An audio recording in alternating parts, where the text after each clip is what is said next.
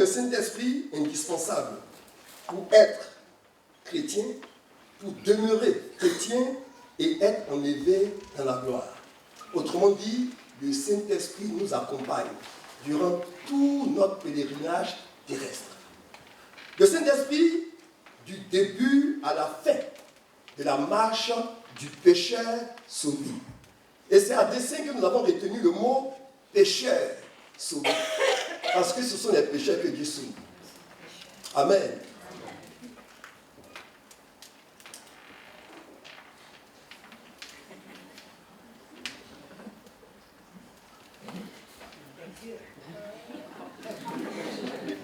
C'est bien ça? C'est bon. Ok. Voilà. Bon, nous avons retenu 6 textes pour cette méditation. Le premier se trouve dans Genèse chapitre 1, verset 1. Au commencement, Dieu créa les cieux et la terre. La terre était informe et vide. Il y avait des ténèbres à la surface de l'abîme. Et l'Esprit de Dieu se mouvait au-dessus des eaux. Genèse chapitre 2, verset 7.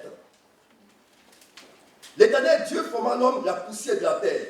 Il souffla dans ses narines un souffle de vie et l'homme devint un être vivant. Jean chapitre 3, verset 5. Jésus répondit, en vérité, je te le dis, si un homme n'est né d'eau et d'esprit, il ne peut entrer dans le royaume de Dieu. Jean chapitre 16, verset 7. Cependant, je vous dis la vérité. Il vous est avantageux que je m'en aille. Car si je ne m'en vais pas, le Consolateur ne viendra pas vers vous. Mais si je m'en vais, je vous l'enverrai. Acte 2, 4. Et ils furent tous remplis du Saint-Esprit et s'est mis à parler en d'autres langues, selon que l'Esprit leur donnait de s'exprimer. Enfin, le dernier texte de base, Galates chapitre 5, verset 25. Si nous vivons par l'Esprit, marchons aussi selon l'Esprit. Chers frères et sœurs, nous voulons, sur la base de ces textes, montrer, souligner comment les Écritures orientent notre regard sur l'œuvre du Saint-Esprit dans la vie du croyant. Nous retiendrons, n'est-ce pas, que le Saint-Esprit n'a pas commencé à agir à la Pentecôte ou n'a pas commencé à exister à la Pentecôte. Le Saint-Esprit a toujours existé parce qu'il est l'une des personnes de la Trinité. Au commencement de la vie chrétienne, la nouvelle naissance, une nécessité et non une option, pour passer du stade du pécheur perdu à celui du pécheur sauvé. Si nous lisons Genèse chapitre 2, verset 7, et nous mettons ce texte en parallèle avec Jean chapitre 3, verset 1 à 8, nous voyons l'œuvre du Saint-Esprit dans la vie, n'est-ce pas, de l'homme. Nous avons déjà lu ce texte, que la terre était informe et vide, que l'Esprit de Dieu se mouvait, contrôlait tout, et que Dieu a formé l'homme de la poussière de la terre. Mais il a soufflé dans ses narines un souffle de vie, et l'homme est devenu un être vivant. Cet homme créé à l'image de Dieu va corrompre ses voies, va se détourner de Dieu, va se rebeller contre Dieu. Et la sentence qui avait été, n'est-ce pas, indiquée comme commandement va s'abattre sur l'homme. L'homme va perdre sa communion avec Dieu. Cet homme perdu, à cause de sa désobéissance, ne va pas être abandonné de Dieu. Dieu va rechercher l'homme pour le ramener à lui. Et c'est de cela que nous voulons parler ce matin. Chers frères et sœurs, puisque l'homme est perdu et qu'il doit revenir à Dieu, nous ne verrons, il ne peut revenir à Dieu que par une nouvelle naissance. Et la nouvelle naissance, on ne peut pas le décréter. On ne peut pas dire à quelqu'un, tu es né de nouveau. Et je disais dans le texte que les autorités suisses compétentes à donner la nationalité suisse à quelqu'un peuvent décréter, ils peuvent le faire. Mais être chrétien, affaire de Dieu et de l'individu. Ce n'est pas une affaire de race, ce n'est pas une affaire de culture, ce n'est pas une affaire d'éducation. On ne peut devenir chrétien que si on a notre esprit corrompu. Notre esprit corrompu a été vivifié par le Saint-Esprit au moyen de la parole de Dieu. Car Jésus dira, si tu ne nais d'eau et d'esprit, tu ne peux entrer dans le royaume de Dieu. Donc la nouvelle naissance, on ne peut pas l'imaginer. On ne peut pas simuler la nouvelle naissance. Notre présence quotidienne dans une assemblée ne peut pas faire de nous un chrétien. Si nous n'avons pas accepté Jésus-Christ comme notre Seigneur et Sauveur personnel. À la Pentecôte, il est dit, quand Pierre a annoncé l'évangile, il a dit, il eut le cœur vivement touché.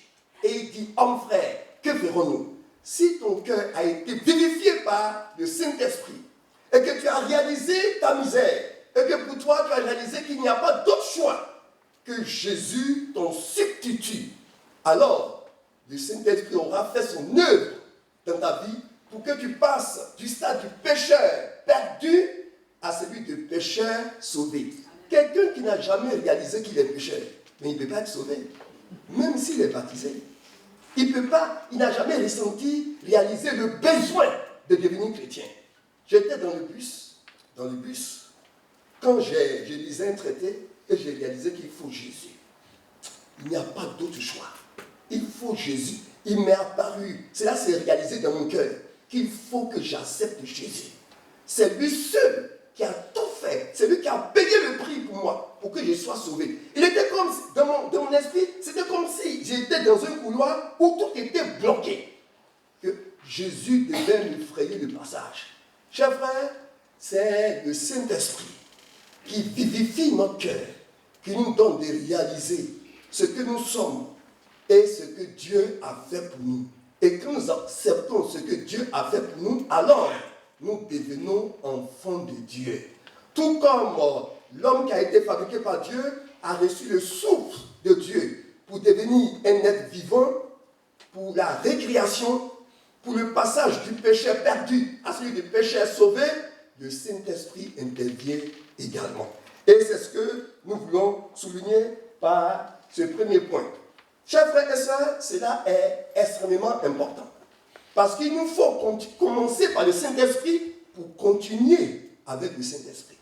Si tu n'as jamais commencé par le Saint-Esprit, comment peux-tu continuer avec l'Esprit? C'est vrai qu'on peut commencer par le Saint-Esprit et ne pas continuer par le Saint-Esprit. Paul nous le souligne dans Galates. Mais ce n'est pas ce matin ce que nous voulons souligner. Nous voulons relever la nécessité de commencer avec l'Esprit. Et le fait de commencer avec l'Esprit, n'est-ce pas, se trouve dans Jean chapitre 3, le verset, n'est-ce pas, 7. Je vais gagner du temps. Voilà. Tout comme au commencement, l'homme créé à partir de la poussière est devenu une âme vivante grâce au souffle de Dieu, de même l'homme corrompu, mort spirituellement, a besoin d'être vivifié par l'Esprit de Dieu. Jean chapitre 3, verset 7. Ne t'étonne pas que j'ai dit, il faut que vous naissiez de nouveau. Jean 3, 3. Jésus répondit, en vérité, je te le dis, si un homme n'est né d'eau et d'esprit, il ne peut voir le royaume de Dieu. Jean 3, 4. Nicodème lui dit, comment un homme peut-il naître quand il est vieux? Peut-il entrer dans le sein de sa mère et naître? Jésus répondit, en vérité, je te le dis, si un homme n'est né d'eau et d'esprit, il ne peut entrer dans le royaume de Dieu. Jean chapitre 3, verset 6. Ce qui est né de la chair est chair, et ce qui est né de l'esprit est esprit. La nouvelle naissance, c'est une œuvre spirituelle. Elle n'est pas académique. Jésus a dit, ce ne sont pas ceux qui disent Seigneur, Seigneur. Ce ne sont pas des termes. Il faut avoir fait une rencontre personnelle avec le Seigneur Jésus. Chers frères, chères sœurs, amis qui êtes ici pour la première fois, as-tu rencontré le Seigneur Jésus? Est-ce que tu as rencontré le Seigneur Jésus comme ton substitut, celui qui est mort à ta place? La Bible dit le salaire du péché, il n'y a pas d'autre choix, c'est la mort. Et Jésus est mort pour que la mort ne t'atteigne point. L'as-tu accepté comme tel? Si tu l'as accepté comme tel, tu es devenu un pécheur sauvé. Alléluia. Alléluia. Et nous devons retenir que c'est vraiment une œuvre de Dieu. Souvenez-vous de la promesse que Dieu a faite à Abraham d'avoir une postérité. Arrivé à un moment, Abraham ne pouvait pas attendre. Il a manifesté la chair, la propre volonté, ses capacités. Ça a enfanté l'esclavage. Abraham s'est rendu compte que ce n'est pas cet enfant qu'il fallait. Dieu va intervenir. Isaac n'est pas l'enfant de la chair. La chair n'a eu aucune capacité. Isaac a été l'œuvre de l'esprit. Dieu a intervenu. Isaac est un enfant miraculeux. Mon frère, tu es un fils miraculeux. Alléluia. Ma soeur, tu as une fille miraculeuse. Parce que pour passer du stade du péché perdu à celui du péché sauvé, il faut un miracle. Il n'y a pas de choix. Et tu es miraculeux. Alléluia. Tu dois t'estimer donc heureux déjà. Alléluia. En tout cas, quand je pense à mon salut, je suis dans la joie. Je me demande quelquefois comment je vais faire pour devenir chrétien. Pour réaliser. Parce que quand tu annonces l'évangile aux gens et puis ils ne voient rien, ils trouvent que vraiment c'est banal. Ils perdent son temps. Mais vraiment, ils trouvent que vraiment c'est inutile. Et puis toi, tu donnes tout ton avenir. Tu donnes toute ton attention. Tout ton investissement. C'est un miracle. Le voile est tombé de tes yeux. Dieu t'a illuminé. Et tu dois bénir le Seigneur pour ça. Tu ne dois pas jouer avec ta vie chrétienne. C'est ton héritage, c'est ton espérance. Et tu es tenu d'entretenir la grâce que Dieu t'a faite d'ouvrir tes yeux. La Bible dit, Jésus a dit, ces choses sont cachées aux grands et aux sages de ce monde. Dans 1 Corinthiens, il a dit, ce sont les choses que l'œil n'a pas vues, que l'oreille n'a pas entendu parler. Les choses qui ne sont pas venues au cœur de l'homme, mais que Dieu nous les a révélées par son esprit. Devenir chrétien, c'est très important. Il n'y a pas de citoyenneté qui est comparable au fait d'être chrétien. Alléluia. Nous bénissons le Seigneur donc pour la grâce qu'il nous a faite de devenir chrétien. Et tous ces textes qui sont là nous montrent l'action du Saint-Esprit. Les ossements, dans le texte de Ézéchiel chapitre 37, il y a eu une prophétie, les ossements se sont rassemblés. Une prophétie, la chair est venue, les nerfs sont venus, la peau est venue, mais c'était encore rien du tout. Et Dieu va dire, prophétise. Et Ézéchiel va prophétiser et les hommes vont s'élever. Le souffle va entrer en eux. Nous avons besoin de l'Esprit de Dieu. Alléluia. Chers frères et sœurs, si nous commençons par l'Esprit, il est certain que nous allons poursuivre par l'Esprit. Et le fait que nous soyons nés d'eau et d'Esprit, ça a un résultat. Chers frères, le Saint-Esprit distingue le pécheur qui est sauvé. Le Saint-Esprit le distingue. Premièrement, l'Esprit Saint demeure dans celui qui est sauvé. Celui qui est sauvé a l'Esprit qui demeure en lui. 1 Jean chapitre 4, verset 13. 1 Jean 4, 13. Nous connaissons que nous demeurons en lui et qu'il demeure en nous, en ce qu'il nous a donné de son esprit. Le péché sauvé obtient une nouvelle filiation spirituelle. Le texte dit, Romains 8, 15, 16, et vous n'avez point reçu un esprit de servitude pour être encore de la crainte, mais vous avez reçu un esprit d'adoption. On vous a adopté par le Saint-Esprit. Vous avez reçu un esprit d'adoption par lequel nous crions Abba Père. L'Esprit lui-même rend témoignage à notre esprit que nous sommes enfants de Dieu. Ce n'est pas nous qui rendons témoignage. La Bible dit l'Esprit rend témoignage à notre esprit que nous sommes enfants de Dieu. Ce n'est pas discutable. Dans la foi, nous reconnaissons l'œuvre du Saint-Esprit, n'est-ce pas, dans la vie du pécheur sauvé. Le pécheur sauvé est marqué du sceau de son propriétaire. Son propriétaire met un cachet sur lui. Il nous a dit, Ephésiens 1,13, en lui, vous aussi, après avoir entendu la parole de la vérité, l'évangile de votre salut, en lui, vous avez cru et vous avez été scellés du Saint-Esprit. Tu as un cachet sur toi qui te distingue. Les éleveurs marquent les bêtes au fer rouge pour les distinguer des autres bêtes. Et dans certains pays de l'Antiquité, les esclaves étaient marqués pour qu'on les reconnaisse relativement à leurs propriétaires. Chers frères, nous sommes marqués.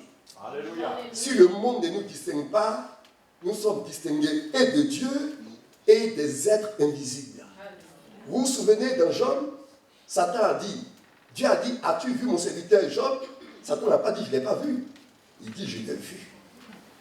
Le Seigneur connaît ceux qui lui appartiennent. Et Satan connaît ceux qui appartiennent à Dieu.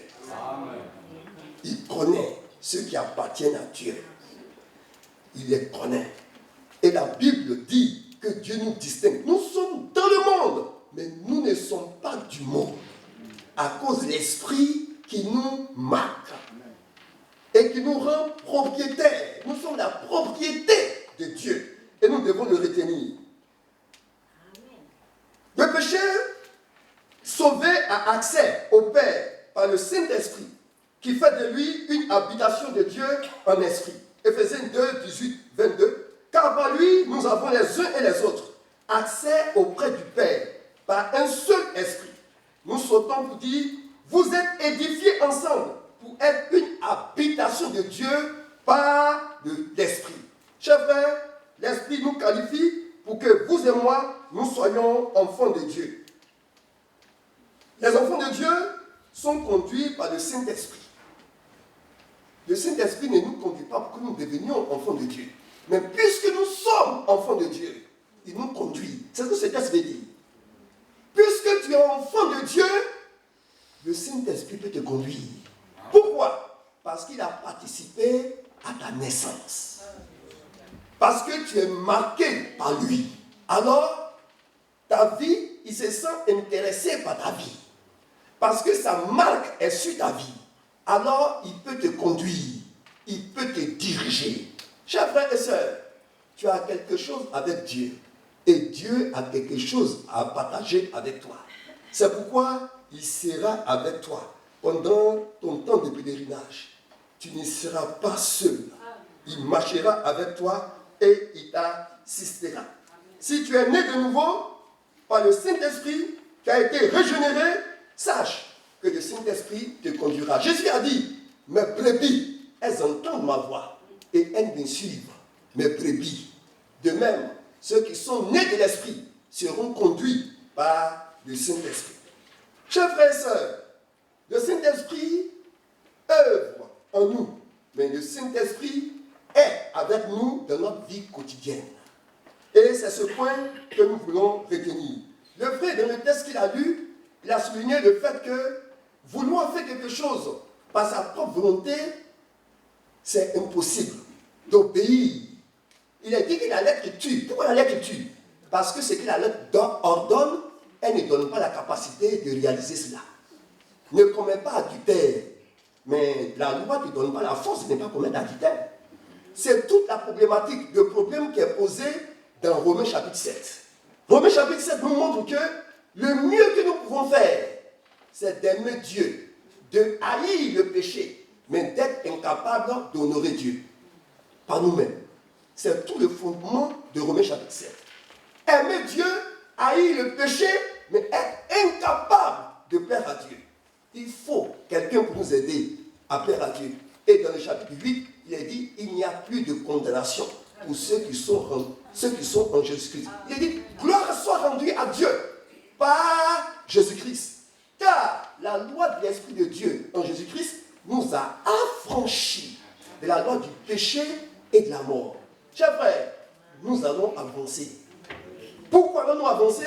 Parce que l'Esprit de Dieu est avec nous. C'est lui notre capacité.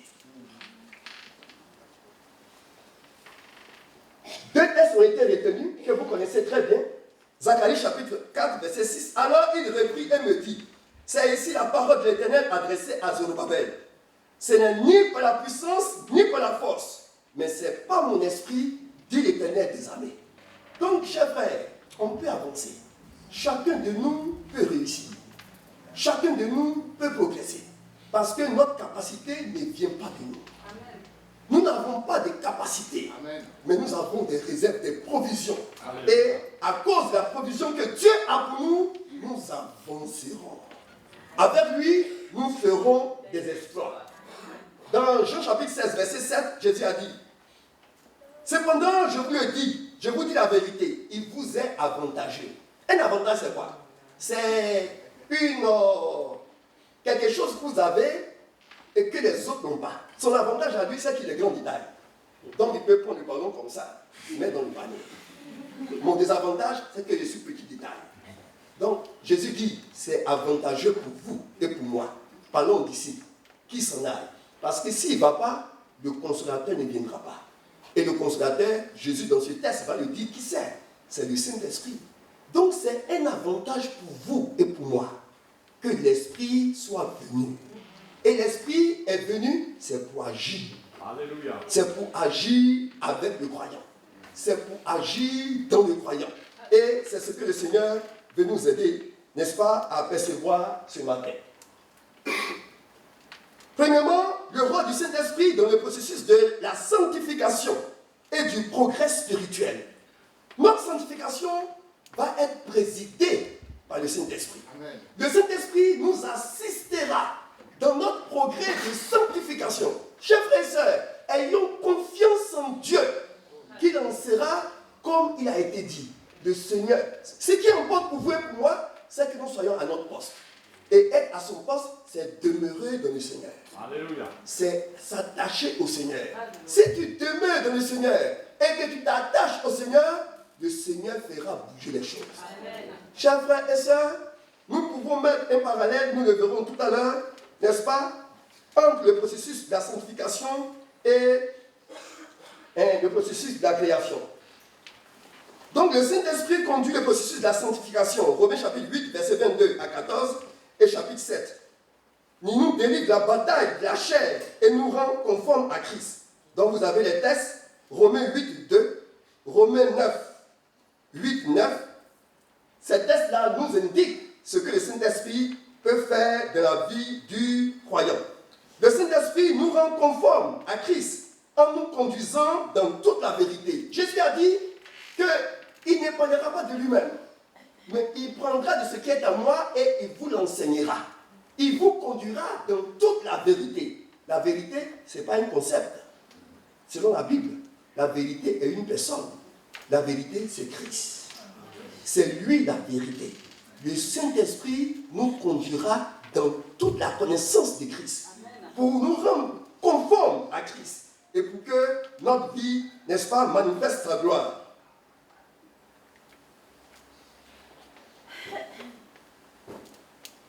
Dans le texte de Philippiens chapitre 1, verset 6, il est dit, « Je suis persuadé que celui qui a commencé en vous cette bonne œuvre la rendra parfaite pour le jour de Jésus-Christ. » Le Saint-Esprit, source d'une vie féconde, d'abondance et victorieuse en tout temps, d'élargissement de nos limites. Le Saint-Esprit nous rend capables de ce que nous ne pouvons pas faire. Le Saint-Esprit, il nous rend capables de ce que nous ne pouvons pas faire. Mais avant de poursuivre sur ce point, je voudrais vous rappeler, chers frères, par rapport à la sanctification. Si tu as des problèmes dans ta vie, si ton passé encore présent ne t'apitoie pas sur ton sort, ne dis pas que, comme je ne progresse pas de la foi, je vais abandonner. Tu restes fidèle. Dieu va agir. Peut-être que tu as encore des comportements qui ne sont pas conformes au comportement du chrétien. Ce n'est pas en quittant le peuple de Dieu, en quittant le Seigneur, que les choses vont s'améliorer. Non. C'est en demeurant de la lumière que tu seras éclairé. Vous vous souvenez, à la création, le premier jour, qu'est-ce que Dieu a créé? Le premier jour, la Bible dit qu'il y a eu la lumière. Dieu dit qu'il y a la lumière soit, et la lumière fut. Ton premier jour, c'est le jour de la naissance, où Jésus t'a vivifié, où l'Esprit Saint t'a éclairé, où tu as réalisé ta misère et ta pauvreté, et tu t'es jeté dans les bras du Seigneur. Le second jour, qu'est-ce qu'il y a eu? Le second jour, il y a eu séparation. Il y a eu séparation. Les ténèbres avec la lumière, les eaux avec la terre ferme, il y a eu séparation. Dieu t'aidera à savoir séparer les choses. Quand un chrétien ne peut pas distinguer entre des choses saintes des choses profanes, il ne peut pas progresser. Et en demeurant de la foi, en participant aux études, ton esprit sera éclairé par la parole. Tu arriveras à distinguer les choses. Le troisième jour, il y a eu les fruits. Les arbres ont poussé. Il y a eu des fruits. Dès que tu commenceras à distinguer les choses, tu porteras des fruits. Dieu interviendra pour que tu portes les fruits. Le quatrième jour, il y a eu les luminaires. Le soleil, la lune, ces choses ont été créées. Cela nous parle de notre service. Quand tu commenceras à distinguer les choses et à porter des fruits, ton service pour le Seigneur va être connu de tout le monde. Les gens sauront que tu es distinct parce que c'est Dieu qui agira dans ta vie. Le cinquième jour, il y a eu des poissons qui ont été créés, il y a eu des animaux. Et sur la fin du sixième jour, Dieu a dit, tu domineras sur tout. Ta domination, ton autorité va s'affermir progressivement. Chers frères, ayons confiance en Dieu. N'abandonnons pas. Même si les fruits spirituels tardent, n'abandonnons pas. Demeurons chrétiens. Peut-être que ton mari a converti, tu attends que son caractère s'améliore et puis ça tarde. Sois patient. Il ne peut pas changer son caractère de lui-même. Il ne fait pas toujours exprès. Il se sent limité. Ton épouse se sent limité. Sois patiente. Dieu agira. Il changera les choses. Mets en lui ta confiance. Ne réagis pas comme Abraham. Il a pris la garde pour aller vite. Ça a créé des problèmes. Dieu agira. Dieu agira dans ta vie. Et mets donc ta confiance dans le Seigneur. Chers frères, le Saint-Esprit, le texte que nous avons ici nous parle, que vous connaissez, du torrent qui est sorti du sanctuaire. Et partout où le torrent passe, il y a la vie. Alléluia. Il y a l'abondance. Il y a l'espérance. Le Saint-Esprit ne rend jamais quelqu'un infertile. Quand l'Esprit est en toi, tu es quelqu'un de fécond. Tu as la vie en toi et tu communiques la vie. C'est une œuvre de Dieu. Il en sera ainsi pour toi. L'Esprit agira dans ta vie et c'est lui qui te rendra fécond. Les autres vont constater, même quelquefois à ton insu. Ils diront que, lui il a changé. Il n'est plus comme les autres, comme par le passé. Dans une cour, il y avait des musulmans et puis il y avait aussi un chrétien. Et l'épouse du chef musulman, son petit frère est venu le trouver dans cette cour. Et son petit frère est c'est un mécanicien, un réparateur de véhicules. Il a appelé son petit frère. Il dit, tu sais, moi, j'adore Allah, je suis musulman. Mais tu vois ce jeune-là, quand il vient de l'école, il ne va pas boire. Il ne court pas. Il n'y a pas une demoiselle qui est venue demander après lui. Tu vois comment il se comporte? On dirait qu'il a un tuteur qu'on ne voit pas. Il faut que tu le suives. Il faut marcher avec lui. Je veux que tu sois comme lui. Pourtant, il est musulman.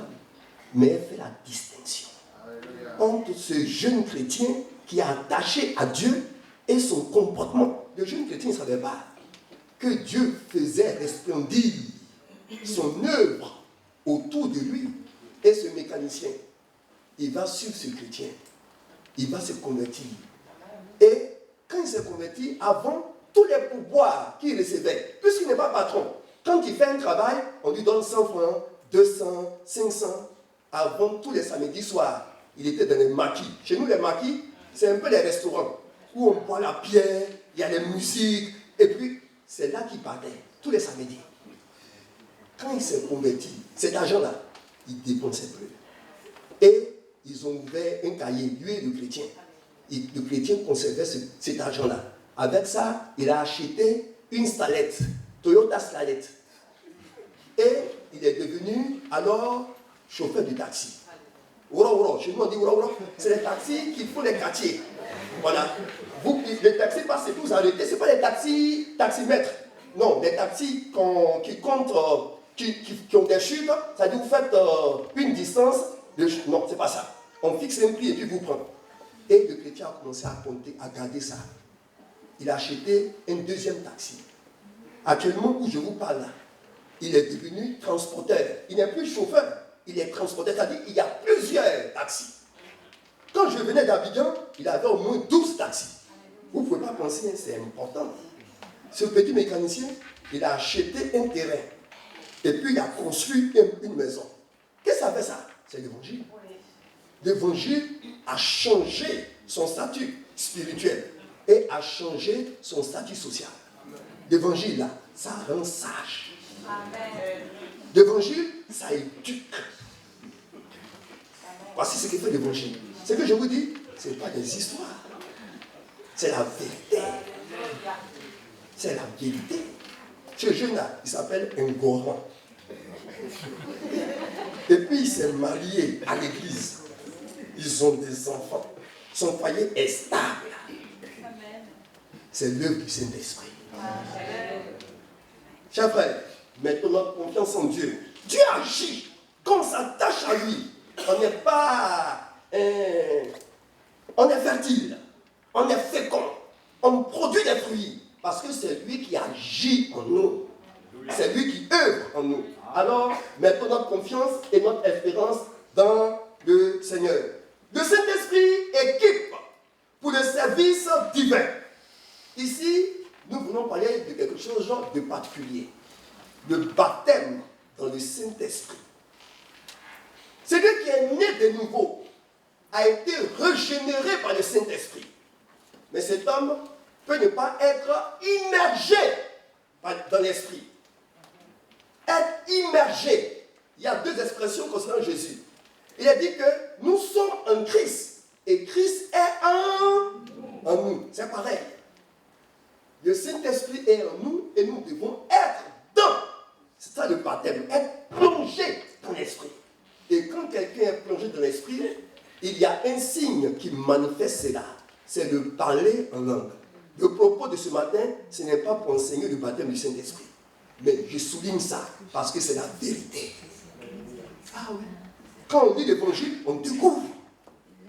Même si tu fermes les yeux et tu les ouvres à nouveau, tu vois qu'il y a une expérience spécifique. Le baptême dans le Saint-Esprit, c'est un équipement spirituel que Dieu donne pour le service divin. Amen. Vous savez, le dimanche où le pasteur Koné a prêché ici. Le pasteur Koné a prêché un dimanche. C'est passé 3 ou 2 dimanches. Troisième dimanche maintenant. Ou 4e. Quand nous étions ici, on entendait en haut là-bas quelqu'un qui parlait. En haut là, au-dessus.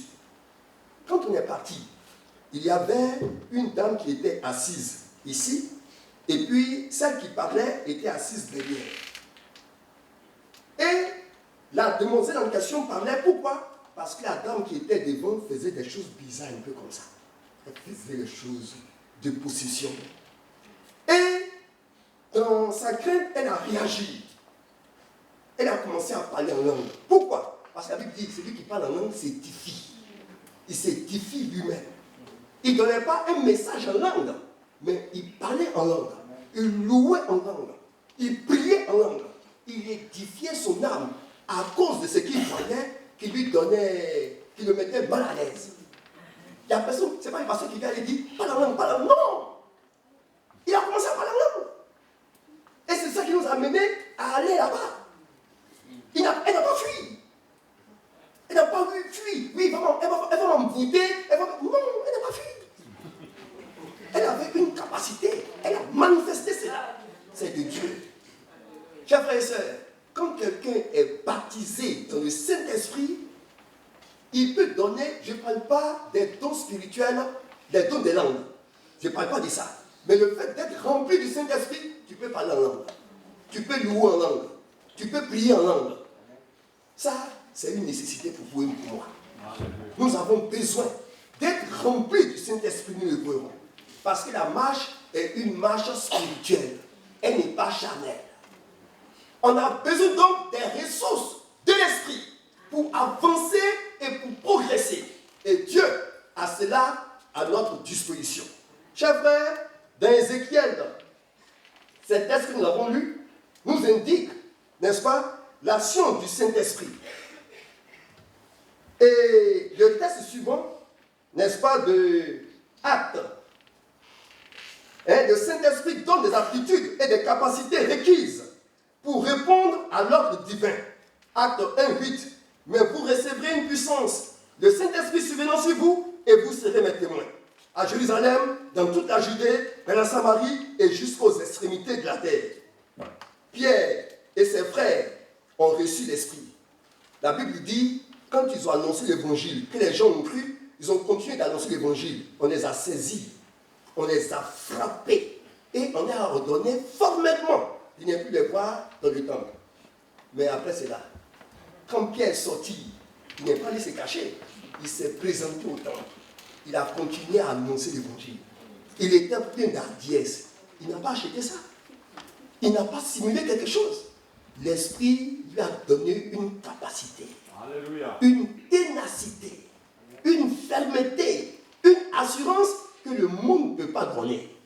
Pierre a été rempli du Saint-Esprit et il a commencé à faire l'œuvre du Seigneur. Et ils furent tous remplis du Saint-Esprit. Acte 2, 4. Et s'est mis à parler en d'autres langues, selon que l'Esprit leur donnait de s'exprimer. Le Saint-Esprit donne de l'assurance, de la détermination, de l'ardiesse dans le service et de la force pour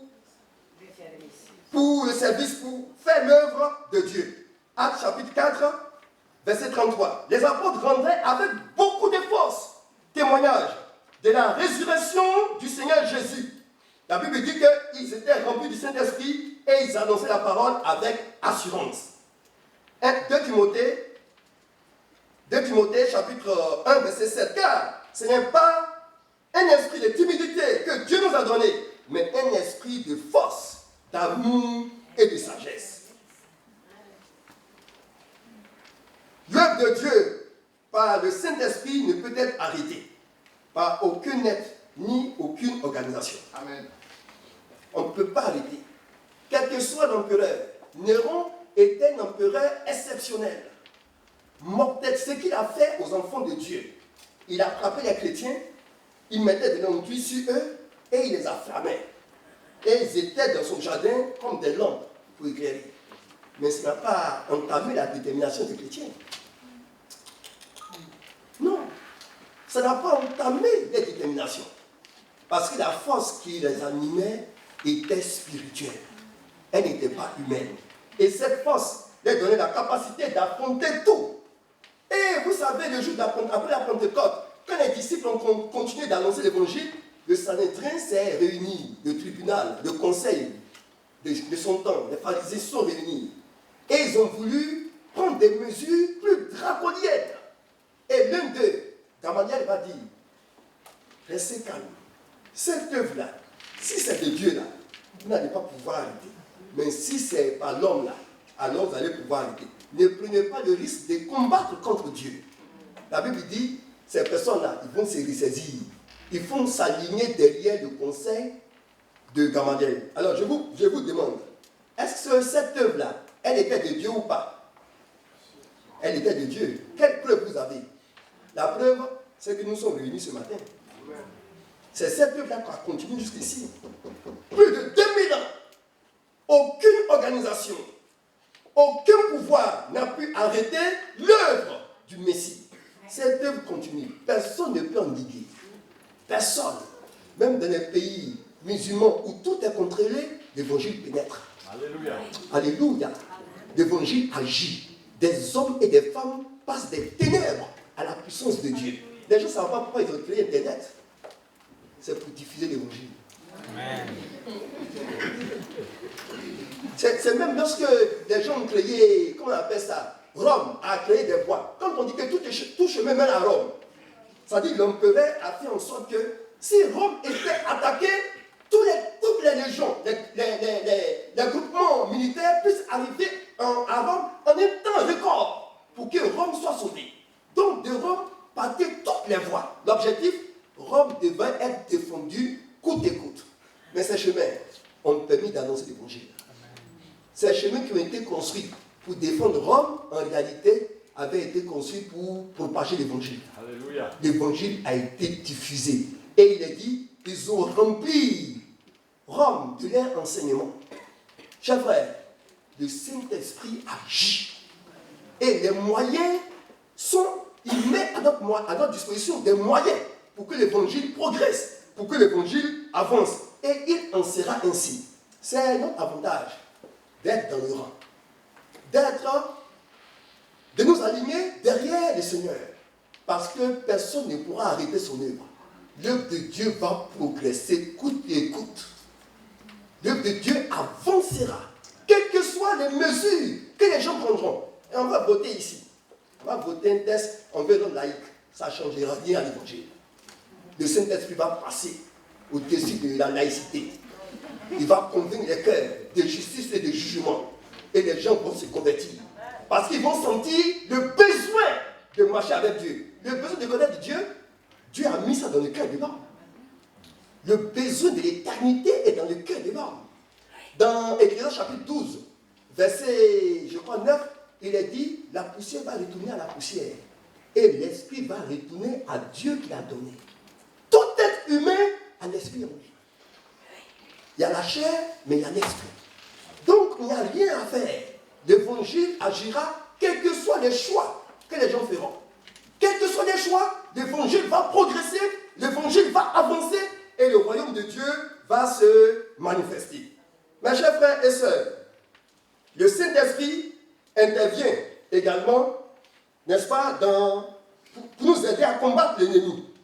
Dieu nous accorde par le Saint-Esprit une assistance divine pour toutes les circonstances difficiles qui dépassent nos limites et nous aide ainsi dans chaque impasse à pouvoir avancer. Combat pour nous et faire fuir l'ennemi. Ésaïe 59, verset 19. Quand l'ennemi viendra comme un fleuve, l'Esprit de l'Éternel lèvera l'étendard. Dans une version, c'est ce qu'il est dit, où l'Esprit de l'Éternel le mettra en fuite. Chers frères, le Saint-Esprit nous aide dans le combat spirituel.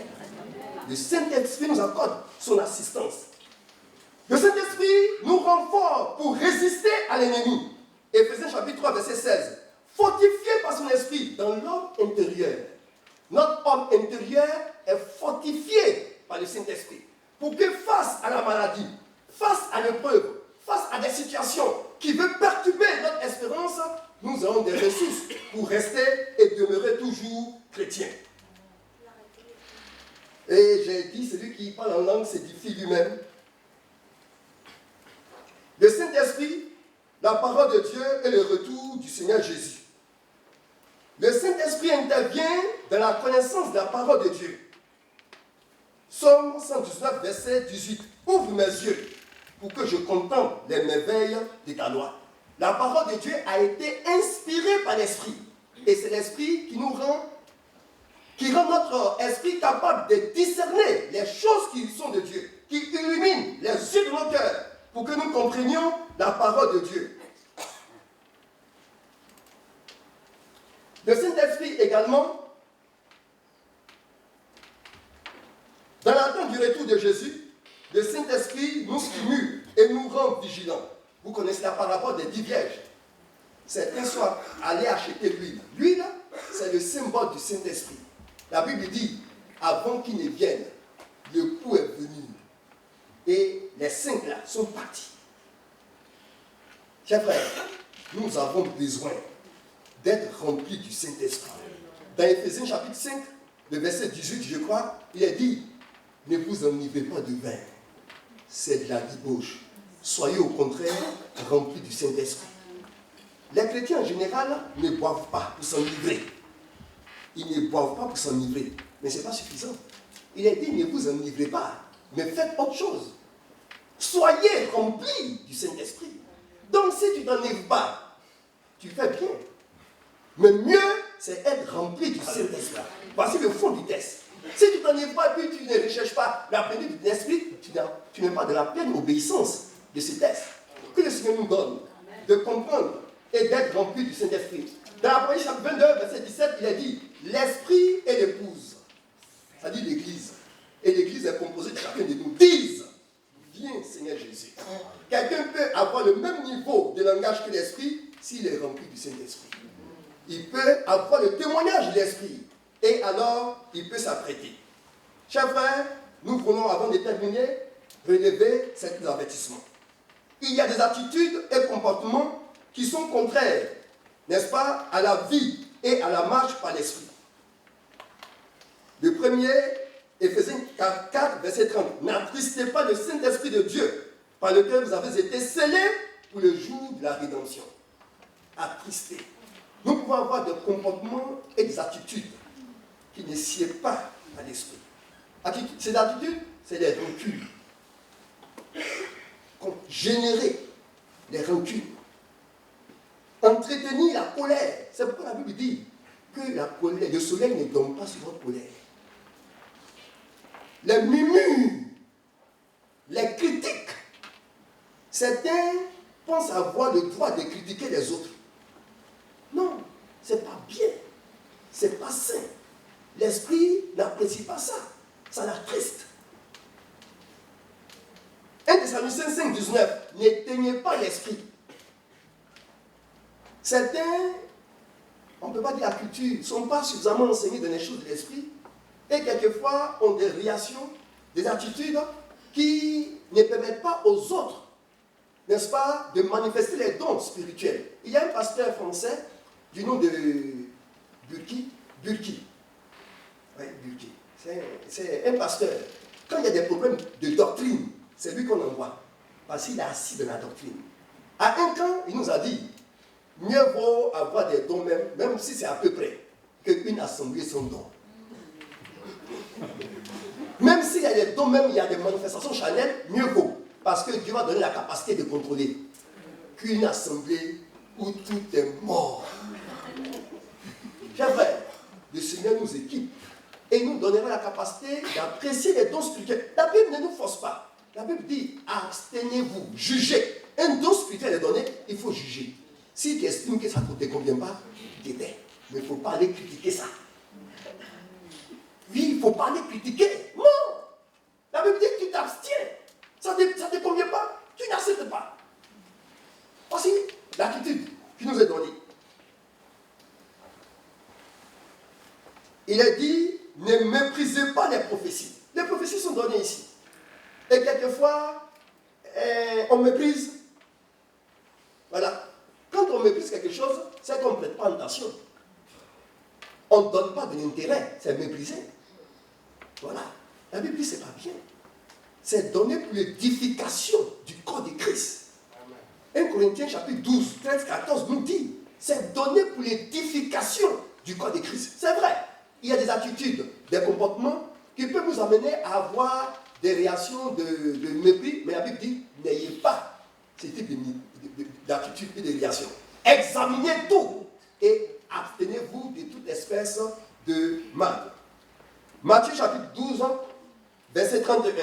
C'est pourquoi je vous le dis, tout péché et tout blasphème sera pardonné aux hommes, mais le blasphème contre l'esprit ne sera point pardonné. Attribuer au diable l'œuvre du Saint-Esprit, la Bible ne soutient pas ça. Donc si tu ne comprends pas, tu t'abstiens. Ou tu demandes au Seigneur de t'éclairer. Et il éclaire. Il instruit.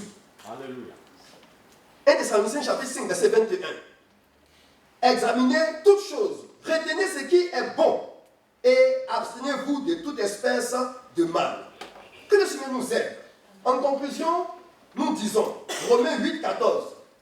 Car tous ceux qui sont conduits par l'Esprit de Dieu sont enfants de Dieu. Éphésiens 5, 15. Prenez donc garde de vous conduire avec circonspection, non comme des insensés, mais comme des sages. Rachetez le temps, car les jours sont mauvais. C'est pourquoi ne soyez pas inconsidérés, mais comprenez quelle est la volonté de Dieu. Et quelle est la volonté de Dieu? Ne vous enivrez pas de vin, c'est de la débauche. Soyez au contraire remplis du Saint-Esprit. C'est ça la volonté de Dieu. La volonté de Dieu, c'est que nous qui vivons par l'Esprit, nous devons aussi marcher par le Saint-Esprit. Amen. Amen. Notre Dieu, nous te bénissons. Toi qui nous as appelés à ta communion et à ton amour. Alléluia. Tu ne nous as pas laissés orphelins. Tu nous as envoyé le consolateur qui nous assiste. Parce que tu connais nos limites, nos incapacités, nos imperfections. Et tu as envoyé le Saint-Esprit pour nous aider, Seigneur, à avancer, à progresser. Nous te remercions. Qu'il en soit ainsi.